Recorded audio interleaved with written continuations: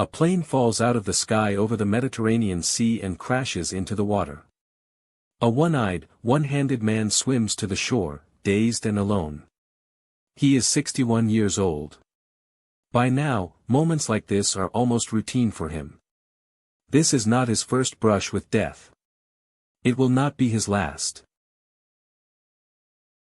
This is Adrian Carton de Wiart. The Unkillable Soldier. Chapter 1. The Boy Who Ran to War. Adrian Carton de Wiart was born in Brussels in 1880. His father was a Belgian lawyer, and he wanted his son to follow him into law. So the family sent young Adrian to study at Balliol College, Oxford. He hated every minute of it. He found the lecture halls dull and the legal books even duller. He was restless, and he was looking for a reason to leave. In 1899, a war broke out in South Africa.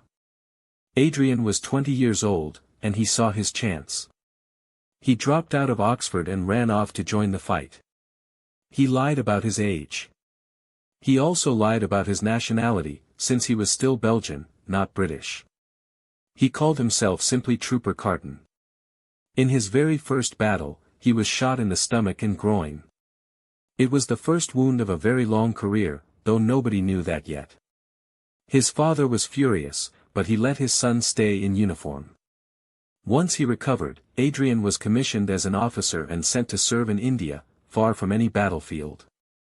He spent years there doing ordinary peacetime soldiering, rising slowly through the ranks. In 1908, he married a countess named Friederich Fugger von Babenhausen, and the couple had 2 daughters together.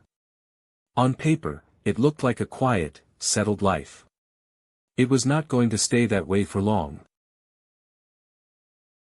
Chapter 2. Blood in the Desert. By 1914, Carton de Wiart was fighting in Somaliland, in East Africa. He had joined the Somaliland Camel Corps to chase a rebel leader the British nicknamed the Mad Mullah. It was a brutal, unglamorous campaign, fought far from the headlines of Europe, on camelback under a punishing sun.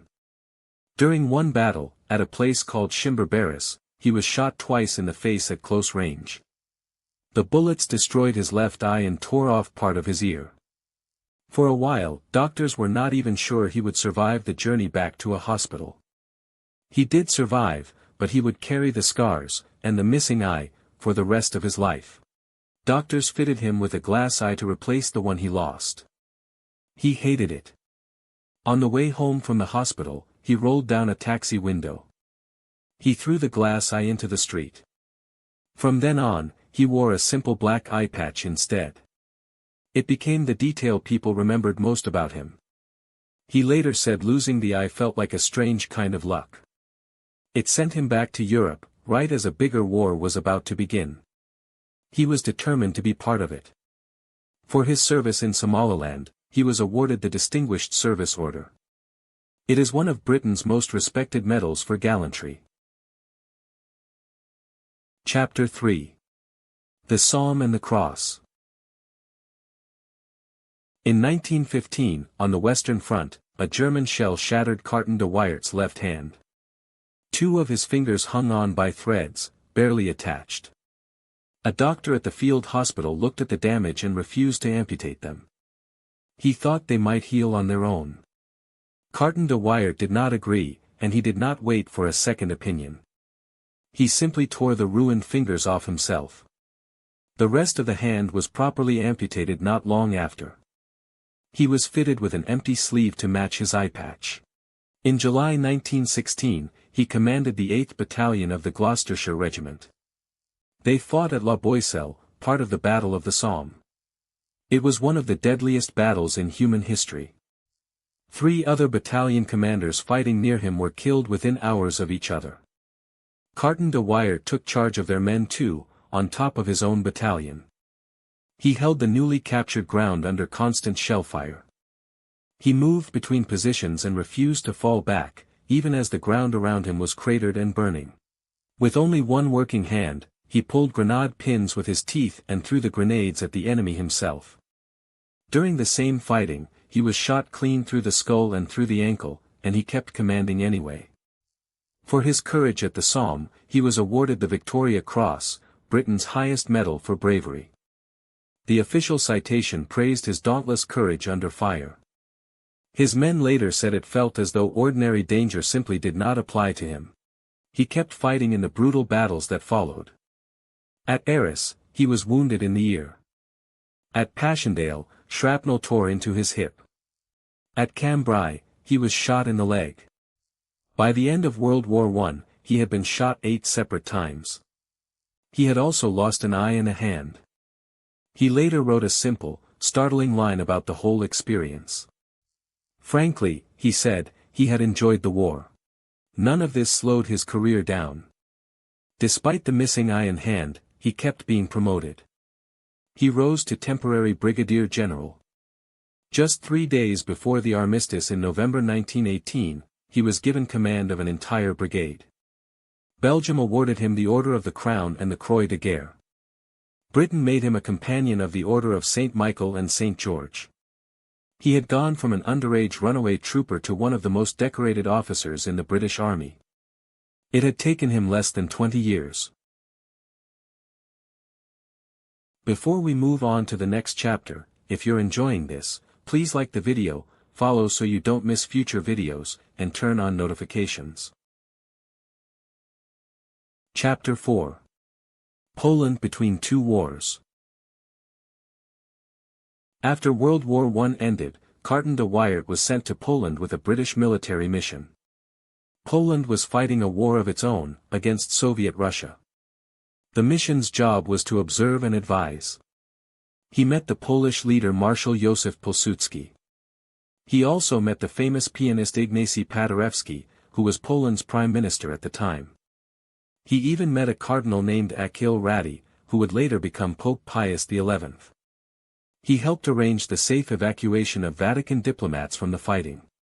During this same posting, he survived a plane crash in Lithuania. It was one more wreck for his growing list of near misses. Once, while observing from a military train, he was attacked by a charging squadron of Soviet cavalry. He fought them off alone, with nothing but a revolver. He fired from the footplate of the moving train as it rolled through open country. He officially retired from the British Army in 1923, with the honorary rank of Major General. Even so, he could not bring himself to leave Poland behind. The wide open countryside had gotten under his skin in a way that England never quite had. A friend, a Polish prince, gave him a huge hunting estate deep in the Pripet marshes. For 15 years, Carton de Wiart hunted almost every single day. He later called it some of the happiest time of his life. Then, in 1939, Soviet troops invaded eastern Poland, and he lost nearly everything he owned there. His guns, his fishing rods, his furniture, all of it gone in an instant. He said the Soviets could take his belongings. They could not take his memories. Chapter 5. Shot down. World War II began in 1939. Carton de Wiart was recalled to duty at 59 years old. Most soldiers his age had long since hung up their uniforms. He was sent back to Poland as the German invasion began. He helped evacuate the British mission from Warsaw as the country's defenses collapsed. He escaped by plane, using a false passport. It was the very same day Romania's prime minister was assassinated nearby. In 1940, he was sent to lead Allied troops against the German invasion of Norway. They landed at a town called Namsos. His men were badly outgunned and had almost no air cover to protect them. German bombers pounded their positions day after day, flattening the town itself. French Alpine troops arrived without the mules and equipment they needed for the mountains. He argued the whole operation was hopeless. He was ordered to hold on anyway, for political reasons far above his rank. He was finally evacuated back to Britain on his 60th birthday. He sailed home through thick fog, as 2 of the escorting warships were sunk around him. In 1941, he was flown toward Yugoslavia to meet its government on behalf of the British. Over the Mediterranean, near the coast of Libya, both engines of his plane failed at once. The plane hit the water hard, about a mile from shore. Carton de Wiart was knocked unconscious by the impact. It was the shock of the cold seawater that woke him back up. He swam to the coast alone, and Italian soldiers were waiting for him on the beach. Chapter 6. The Impossible Escape. Carton de Wiart spent more than 2 years as a prisoner of war in Italy. He was eventually held at Castello di Vincigliata, a special castle prison for senior Allied officers. Other well-known captives were held there too, including a future general and a British earl. One fellow prisoner described him as a delightful character. He said Carton de Wiart must have held the record for the worst language anyone had ever heard. He delivered it with total, cheerful confidence. He refused to simply sit and wait out the war. He and his fellow prisoners tried to escape 5 separate times. One attempt involved secretly digging a tunnel for 7 straight months. They worked in the dark, with whatever tools they could hide from the guards. On another attempt, he disguised himself as an ordinary Italian peasant. He was over 60 years old. He was missing an eye and a hand, and he could not speak a single word of Italian. Even so, he managed to stay free for several days, moving through the countryside before soldiers finally caught him again. Accounts differ on exactly how long he lasted. Some say about a week. Others say closer to 2 weeks. Either way, for a man in his condition, it was a remarkable run. In August 1943, Italy secretly began planning to leave the war altogether. Its leaders needed someone trustworthy to carry a message to the Allies, and they chose their famous one-eyed prisoner. He was driven to Rome, then flown all the way to Lisbon and released. He was given a smart new suit for the journey. He joked that it looked as sharp as anything that ever came out of a fine London tailor's shop. Chapter 7. Churchill's Man in China. Within a month of reaching England, Carton de Wiart was summoned to Chequers, Winston Churchill's country home. Churchill had long admired him. He asked him to become his own personal representative to Chiang Kai-shek, the leader of nationalist China. Carton de Wiart accepted, and flew out almost immediately by way of India. Senior officers there briefed him on the tangled state of the war in the region. Along the way, he attended the Cairo conference. There, Churchill, Roosevelt, and Chiang Kai-shek all met in person to plan the fight against Japan. He would spend the next 3 years inside one of the most complicated alliances of the entire war. He became one of the few Allied officers who could work well with the notoriously difficult American general, Joseph Stilwell. He had arrived in China expecting a country full of quaint, old-fashioned customs. Instead, he was struck by how hard the Chinese people worked. He was struck by how cheerfully they did it, even under the constant strain of war. At one formal dinner, he met the communist leader Mao Zedong. Mao stood up and criticized the British for holding back from the fight against Japan. Carton de Wiart interrupted him. He pushed back just as sharply, right there at the table. Mao froze for a moment, then simply laughed. Earlier, on a tour of the Burma front, he watched from a battleship's deck as it bombarded enemy positions. He saw British and Japanese aircraft fight overhead. After Japan surrendered in 1945, he flew to Singapore for the formal surrender ceremony. He then visited Peking and Tokyo, where he met the American General Douglas MacArthur. He finally retired for good in October 1947, at the age of 66. Chiang Kai-shek personally asked him to stay on in China. This time, after nearly 5 decades in uniform, Carton de Wiart said no. Step back from the wounds and the medals, and a strange pattern appears.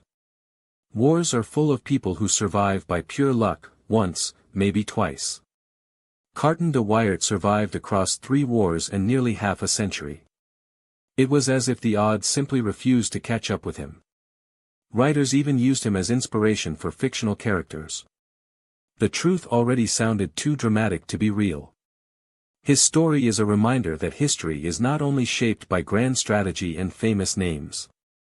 Sometimes it turns on one impossibly stubborn man who kept getting back up, again and again. In 1951, at 71 years old, Carton de Wiart remarried. This time it was to a woman 23 years younger than him. He settled quietly at a country house in County Cork, Ireland, far from any battlefield. He spent his final years fishing and reading instead of fighting. He had survived 2 world wars, a foreign civil war, 2 plane crashes, and 5 escape attempts. In 1963, he died peacefully in his own bed, at the age of 83. He had outlived nearly everyone who ever tried to kill him. History always has one more secret. Follow the oddities of history, and witness the past up close.